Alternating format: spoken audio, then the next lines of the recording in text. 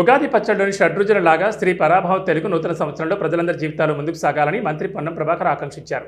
సిద్దిపేట జిల్లా Husnabad MLA camp కార్యాలయంలో పంచాంగ శ్రవణం పూజా కార్యక్రమంలో స్థానిక ప్రజాప్రతినిధులు నాయకులతో కలిసి మంత్రి పాల్గొన్నారు.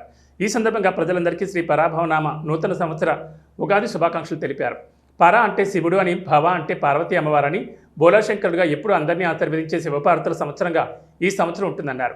తనతో సహా అందరూ కోపం, అహంకారం, ఆవేశం, ఆక్రోశాలను ఇతరుల మీద తొలగించుకుని సంతోషంగా, ఆరోగ్యంగా ఉండాలన్నారు.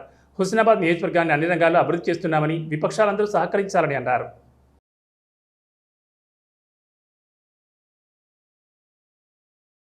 పూజిస్తే నలుగురు అవమానిస్తారు. మిథున రాశి వారికి 8 వాళ్ళ సంపాదన పోయినసారి మనకు 2 గ్రహణాల సంబంధాలు కూడా లేవు. ఈసారి యమునా నది పుష్కరాలు వస్తున్నాయి. వచ్చేసారి మనకు దగ్గరలో ఉండేలో అదేవిధంగా వచ్చే సంవత్సరం అంతా కూడా శుభం జరగాలని భగవంతుని ప్రార్థిస్తూ అందరూ సర్వేజన సుఖులు భవి. అందరు పరాభవం అంటే మనకేదో అవమానమైనటువంటి సంవత్సరంగా భావిస్తారు. పర అంటే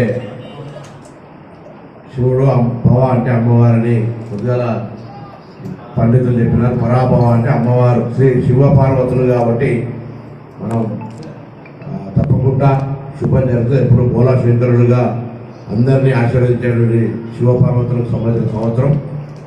అయ్యగారు చెప్పినట్టుగా అందరూ కోపాన్ని, అహంకారాన్ని, ఆవేశాన్ని, ఆక్రోశం అంటే ఇతరుల మీద ఏడుపుని ఇవన్నీ మనం దొరికించుకోగలిగితే అందరం సంతోషంగా ఉండగలుగుతాం.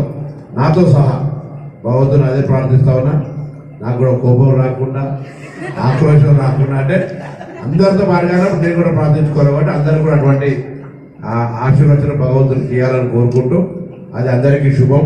ఆరోగ్యరీత్యా కానీ మరి వ్యవహార రీత్యా కూడా అందరికి మంచిది కాబట్టి తప్పకుండా అందరం కూడా మరి ఈ నియోజకవర్గ అభివృద్ధి, ప్రజల సంక్షేమము, గౌరవ ముఖ్యమంత్రి రేవంత్ రెడ్డి గారి నాయకత్వంలో ఇంకా తెలంగాణ ప్రజలకు అన్ని రకాల మంచి జరగాలని, అందులో హుస్నాబాద్ నియోజకవర్గం మోడల్ నియోజకవర్గంగా అన్ని రంగాల్లో విద్య, వైద్య, అన్ని రంగాలకు సంబంధించిన దాని లోపల ముందుకు పోయే విధంగా అందరం కలిసి మరి అటు ప్రతిపక్ష నాయకులు కూడా అభివృద్ధికి సహకరించి అన్ని రకాలుగా అందరం మన ఊర్లను అభివృద్ధి చేసుకుందాం అనే మాటని సందర్భంగా అటువంటి బలాన్ని ఏమని